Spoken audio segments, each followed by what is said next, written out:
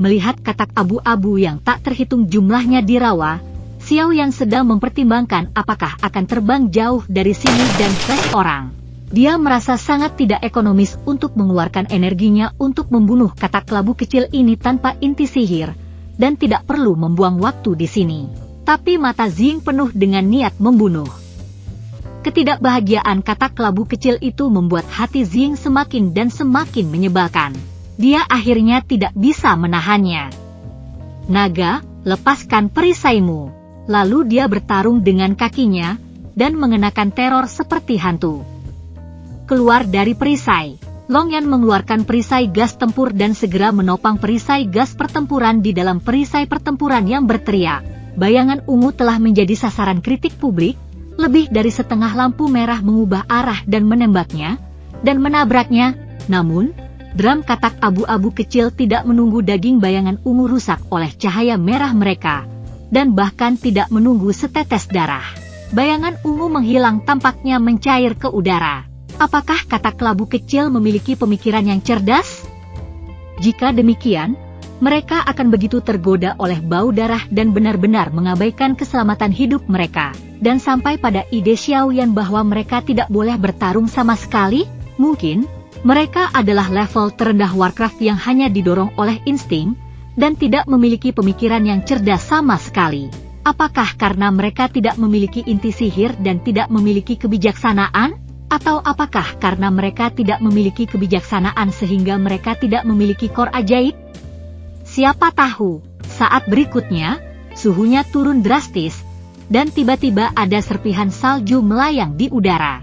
Bayangan ungu muncul lagi, tetapi ada lebih dari satu, tetapi dalam satu saat mereka 10, 100, ratusan ribu bayangan ungu bergegas menuju kawanan katak di kepingan salju. Seolah-olah pawai maut dimainkan, cahaya dingin yang berkedip adalah bunyi loncatan, katak kecil abu-abu terbunuh dalam kepingan, tanpa perlawanan, dan penutup tanah segera diwarnai dengan darah menjadi raksasa merah. Darah selimut itu tajam dan berdarah.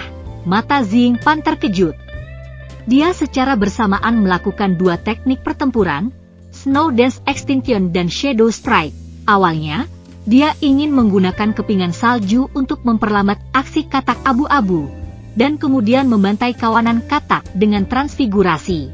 Dia tidak menyangka bahwa katak abu-abu kecil itu begitu polos sehingga bahkan bayangannya berukuran satu untuk semua. Dia tidak bisa menahan perasaan sedikit menyesal. Aku tahu itu benar. Mengapa menggunakan tarian salju? Itu juga bisa menyelamatkan beberapa dendam. Kerumunan orang melihatnya di udara, dan mereka cukup bingung. Bagaimana bisa World of Warcraft yang bertahan hidup bertahan di dunia Warcraft yang kejam, dan jumlahnya sangat besar?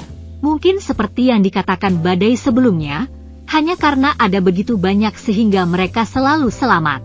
Bahkan jika ragu, Anda tidak dapat memikirkan alasan saat ini. Mengapa repot-repot memikirkannya? Semua orang melihat bahwa pembunuhan Zing menjadi pembantaian sepihak dalam sekejap, dan mereka tidak bisa membantu tetapi gatal. Tetapi seberapa cepat bayangan ungu membunuh dan membunuh ribuan hantu, hanya butuh beberapa saat untuk membunuh katak abu-abu yang padat seperti semut sebelumnya. Di tempat-tempat berbahaya ini, bau berdarah tidak diragukan lagi yang paling mungkin menyebabkan bahaya, dan ada beberapa perubahan jarak. Kerumunan hendak pergi. Pada saat ini, tanah seperti karpet merah tiba-tiba membengkak, dan air berlumpur dengan darah dan salju menyembur keluar seperti air mancur. Dan ada banyak bunga merah yang mekar di tanah, yang spektakuler. Kerumunan tidak tahu apa yang sedang terjadi, dan tubuh mereka bergegas ke langit, menyaksikan situasi abnormal dengan kewaspadaan. Tapi lihat, air lumpur yang memancar membawa sejumlah besar katak abu-abu kecil dari rawa di bawah tanah. Seolah ada katak kelabu di bumi yang hancur oleh air berlumpur. Katak kelabu itu berkerumun bersama dengan aliran air berlumpur yang tak berujung, dan segera membanjiri rawa itu. Xiao Yan kesal. Persetan, ini belum berakhir. Xiao Xiao, kau membakar, aku mengendalikan angin, aku tidak percaya aku tidak bisa menyelesaikannya. Badai itu diaduk oleh api, dan pedang biru muda yang pecah akan menghasilkan angin. Xiao Yan menekan pedang badai, menggelengkan kepalanya dan dengan tenang berkata, "Lupakan saja, itu tidak perlu. Kita pergi dari sini di udara, tidak berkutat dengan katak kecil ini." "Itu dia?" King Mur segera menjawab, "Membunuh untuk waktu yang lama tanpa keuntungan, sangat menjijikkan." "Pergi, pergi!" Tetapi ketika kerumunan hendak pergi, kerumunan katak kelabu yang penuh sesak tiba-tiba berpisah, dan katak raksasa merah darah merangkak keluar dari tengah, yang segera menarik perhatian semua orang. Katak raksasa sebenarnya relatif kecil dibandingkan dengan katak abu-abu kecil lainnya, tetapi ukurannya hanya 3 telapak tangan, 3 kali ukuran katak abu-abu kecil lainnya. Tetapi darah merah terang sangat mencolok di abu-abu. Awal 7 bintang. Ini harus menjadi raja katak dari katak kelabu kecil? Ya, katak raksasa berwarna merah darah ini pada periode awal bintang 7 adalah raja katak kelabu. Dia marah dengan pembantaian massal katak kelabu Xiaoyan, dan dia ingin membalas dendam atas orang kataknya. Mata bulat bermata satu di atas kepalanya bersinar seperti spar putih, dan raja katak merah darah mengangkat kepalanya dengan bangga, dan mengirim amarah bernada rendah ke Xiaoyan di udara, lalu menendang kakinya dan melompat. Tingginya 10 meter. Ketinggian ini jauh dari cukup untuk Xiaoyan. Tetapi ketika raja katak merah darah melompat tinggi, semua katak kecil abu-abu bergegas ke raja katak merah darah, dan segunung katak ditumpuk tepat di bawah raja katak merah darah. Apa yang mengejutkan banyak Xiaoyan adalah bahwa setiap katak abu-abu segera berubah menjadi kolam daging setelah melompat ke Gunung Frog. Ribuan katak kelabu telah mencampur daging dan lumpur, dan gunung katak telah menjadi gunung daging. Roshan tidak mati, tetapi dengan cepat merayap dan dengan cepat berubah menjadi makhluk humanoid yang samar, sekitar 10 meter. Ketika makhluk humanoid memiliki bentuk yang masih muda, raja katak merah darah yang melompat di udara jatuh di atasnya dan melebur. Makhluk humanoid dengan cepat terbentuk. Itu telanjang dengan kulit abu-abu halus, kepalanya rata seperti kepala katak, dan tiang putih cemerlang tertanam di tengah dahinya.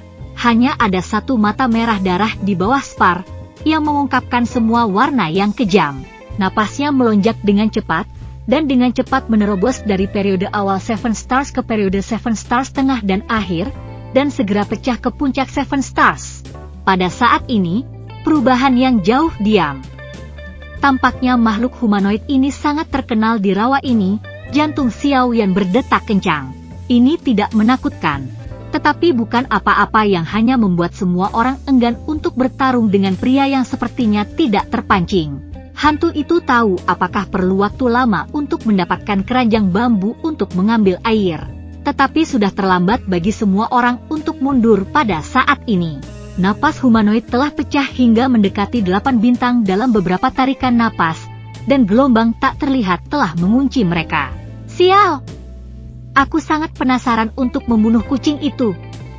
Xiao Shan tidak bisa tidak menyesal, "Aku hanya tidak bisa terbang sekarang." "Apa?" Nan Erming memiringkan kepalanya dan menjerit, "Takut, takut? Aku takut." Xiao Shan kembali untuk menatap Nan Erming, "Takut pada Mao." Meski begitu, semua orang memandangi humanoid dengan gugup dan siap untuk bertarung di medan yang sulit. Humanoid bermata satu mata merah darah melirik kerumunan Xiaoyan, kakinya berat, dan tubuhnya bergegas naik di bunga lumpur cipratan. Tinju raksasa menyapu kerumunan dengan ganas, menunjukkan ukuran besar kelincahan dan kecepatan yang tidak cocok. Sangat dekat dengan bintang 8, dengan tubuh besar, kekuatan besar, ketangkasan dan kecepatan, manusia tidak diragukan lagi adalah lawan terkuat yang telah dihadapi Xiaoyan sejauh ini. Namun, semua orang tetap tenang. Naga itu berteriak, Jiu Xuanjin Thunder Dragon menunjukkan sayapnya, dan cakar emas cakar naga tanpa takut menyapu tangan manusia yang menyerang makhluk humanoid.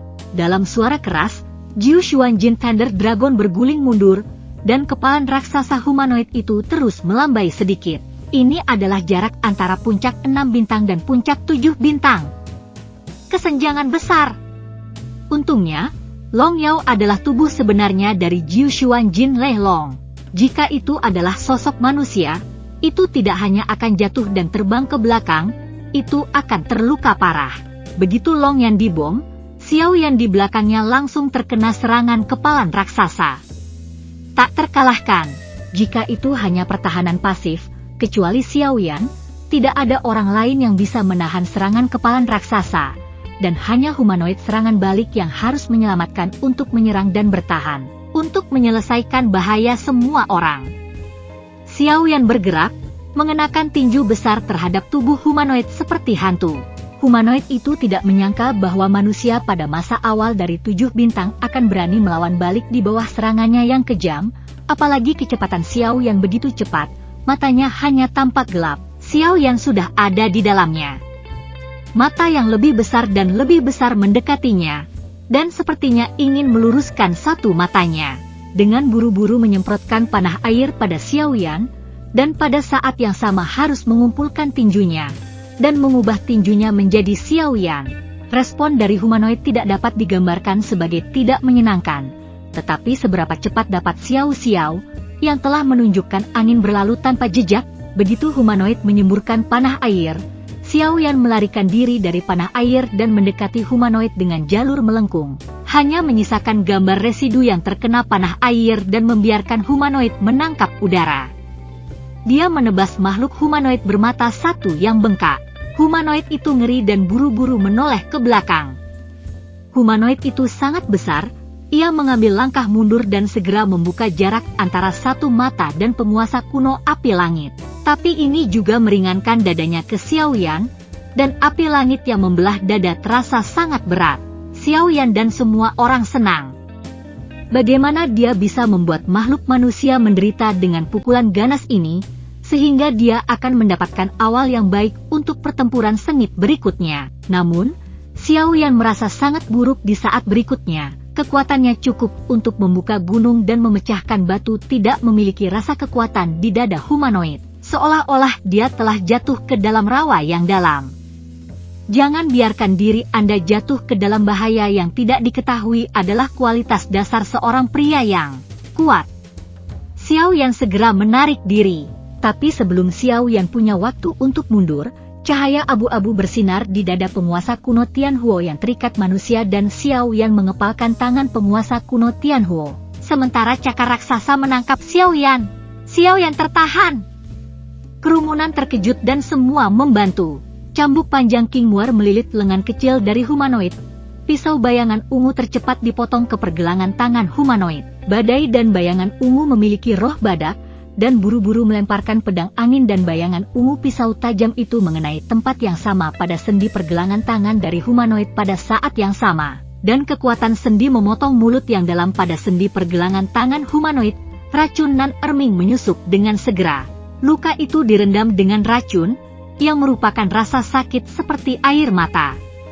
Humanoid tidak bisa tidak berteriak, dan cakar raksasa tidak bisa membantu memperlambat. Cahaya abu-abu yang mengikat penguasa kuno Tianhuo dan tangan Xiaoyan juga gelap. Akankah Xiaoyan melewatkan kesempatan seperti itu? Lengannya melepaskan diri dari belenggu cahaya abu-abu, menyapu kembali seperti ledakan, dan pada saat yang sama, api langit yang menyala dengan api langit menyala menghancurkan luka makhluk berbentuk manusia itu dengan keras. Sendi yang terluka mudah patah. Kaki ventilasi Xiaoyan begitu kuat sehingga dia hanya bisa mendengar rasa sakit dari humanoid, dan ada klik yang samar untuk sementara waktu, dan lendir abu-abu yang seperti lumpur menyembur. Humanoid peledakan! Semua orang sangat gembira, dan mereka segera menyerang makhluk humanoid. Setelah menderita kerugian besar, humanoid itu tidak berani meremehkan kerumunan, dan di hadapan serangan yang mengancam, ia menembakkan lampu merah darah pada telapak tangan yang patah di bawah kaki dengan satu mata, dan menarik telapak tangan yang patah untuk terbang ke pergelangan tangan yang patah. Dalam keterkejutan semua orang, lendir abu-abu terpaku di lengan lagi.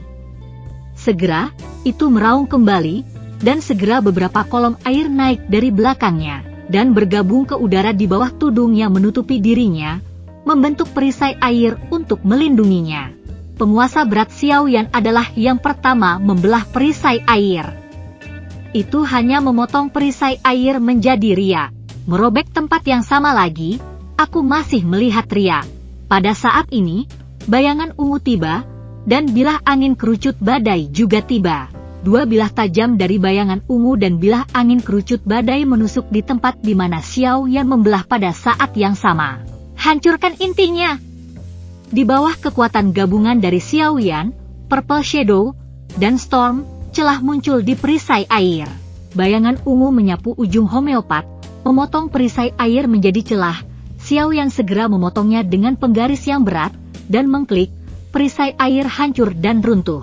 Tetapi pelindung air itu tampaknya tidak rusak atau pecah, karena pelindung air itu masih utuh di mata semua orang. Sialan! Berani mencintai perisai air ini lebih dari satu lapis. Ya, perisai air ini bukan satu lapisan, tetapi beberapa lapisan. Ada beberapa lapisan yang dibentuk oleh kolom air sebanyak mungkin. Namun, jika Anda dapat mematahkannya sekali, Anda dapat mematahkannya beberapa kali. Penguasa Xiao Yan, bilah ungu bermata dua bayangan, bilah angin runcing badai, ditambah dengan ujung Longyan dan Nan Erming, menerobos beberapa lapisan perisai air tanpa banyak usaha dan waktu. Humanoid itu memandangi perisai air, tetapi tidak merespons, tetapi tampak sedikit tidak berdaya karena panik. Serangan semua orang yang hancur itu efisien, dan segera, lapisan terakhir kafan runtuh menjadi awan kabut air. Pada saat ini, sudut mulut humanoid itu mencibir, satu mata merah darah memancarkan sedikit warna ganas, dan cahaya terang memantulkan tirai cahaya, dan kristal abu-abu putih itu menyinari cahaya abu-abu putih lagi di tirai cahaya. Tirai cahaya bersinar dengan cahaya abu-abu, dan ditutupi oleh kabut air yang dihancurkan oleh perisai air, dan semua orang terkejut menemukan bahwa tubuh mereka tidak bisa bergerak. Keterampilan bertarung menahan diri kelompok yang hebat. Hati semua orang bingung, dan pikiran mereka bingung. Manusia itu tersenyum puas, menginjak keras, dan gemetar dengan air berlumpur di rawa. Air berlumpur di langit ini bukan lagi air yang berlumpur, melainkan seperti panah, yang menembaki orang-orang dengan keras. Pada saat ini, semua orang seperti anak panah yang tinggal di sana, dan jatuh dalam keputusasaan. Tetapi pada saat yang sama, aliran udara di sekitar badai tiba-tiba meningkat. Sebuah badai terbentuk dengan cepat, melindungi semua orang, sambil menyapu air berlumpur seperti anak panah, dan membungkus tirai cahaya abu-abu. Badai terlahir dengan angin, dan hanya sedikit orang yang bisa mengendalikan angin. Meskipun dia tidak bisa bergerak, dia bisa membuat angin dengan menjalankan semangat juangnya. Panah hujan yang berlumpur mengembalikan sifat air berlumpur di bawah sapuan topan, sementara tirai cahaya abu-abu dengan cepat kehilangan energinya yang dipenjara di bawah balutan badai lumpur. Namun, setelah semua, itu adalah teknik pertempuran menyerang Warcraft yang sangat dekat dengan 8 bintang. Bahkan jika kelasnya tidak tinggi, bukan berarti badai di puncak 6 bintang dapat selamat dengan selamat. Napas badai semakin lemah dan semakin lemah. Dalam badai, semua orang merasakan segalanya dengan kekuatan jiwa. Akhirnya bisa bergerak. Nan Erming, yang paling dekat dengan badai, menyambar badai, yang hampir terengah-engah, dan bergegas keluar. Kerumunan mengikuti, dan Xiao Yan dan Long Yu berhenti.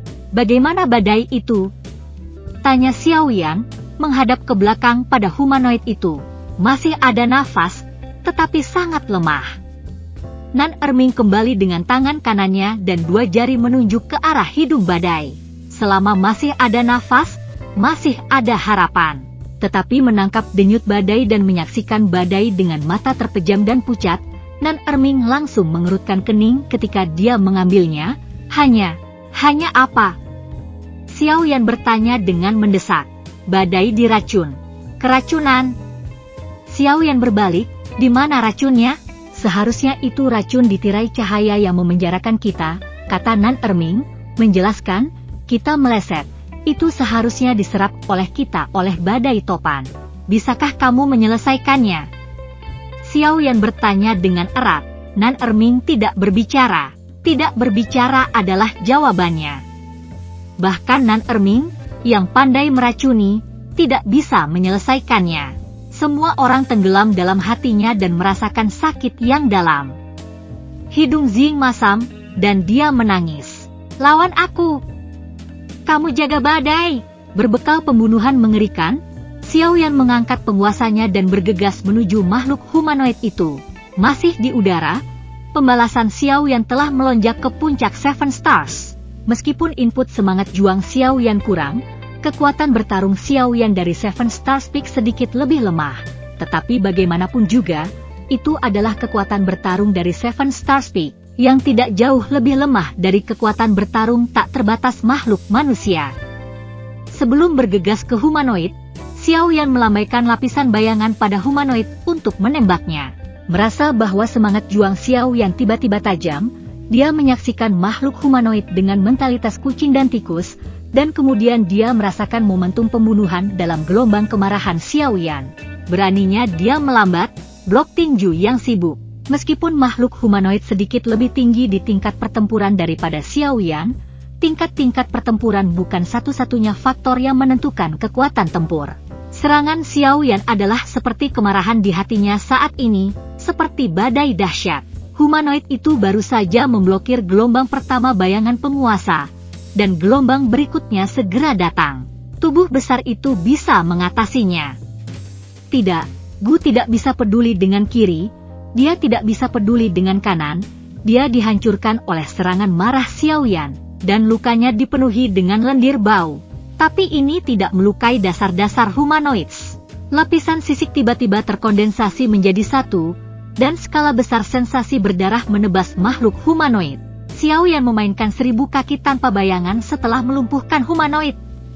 Tujuannya adalah untuk menjaga blok humanoids dengan tinju atau, lebih disukai, dengan tangan mereka. Benar saja, kemunculan tiba-tiba lapisan-lapisan sisik tiba-tiba bergabung bersama, prestisenya sangat kuat, momentumnya sangat dahsyat. Makhluk-makhluk humanoid sibuk menyiapkan senjata untuk menghalangi. Apakah 9000 kaki tanpa bayangan, yaitu 999 kaki dalam satu, sebanding dengan yang sebelumnya? Keterampilan maju berkelas dunia dibawa oleh Xiao Yan dengan kekuatan puncak bintang 7, bagaimana dua lengan daging dari makhluk humanoid dihalangi? Dengan suara klik segera diikuti oleh rasa sakit klik, lendir memancar, kedua lengan humanoid terputus dengan siku, dan ketika mendarat, itu dihancurkan menjadi darah merah oleh penguasa cahaya darah berat. Xiao Yan harus memeriksanya. Lengannya dihantam lumpur. Bagaimana mungkin humanoids terus terhubung? Dipengaruhi oleh ini, humanoids berteriak kesakitan. Apakah Xiao Yan membiarkannya terkesiap? Lampu merah menyala di dahinya, dan pedang kecil berdarah diam-diam tenggelam ke dahi makhluk humanoid itu. Tapi Xiao Yan terkejut bahwa humanoid itu kosong dan tidak tahu keberadaan laut, dan pedang Scarlet tidak ada gunanya sama sekali. Hah!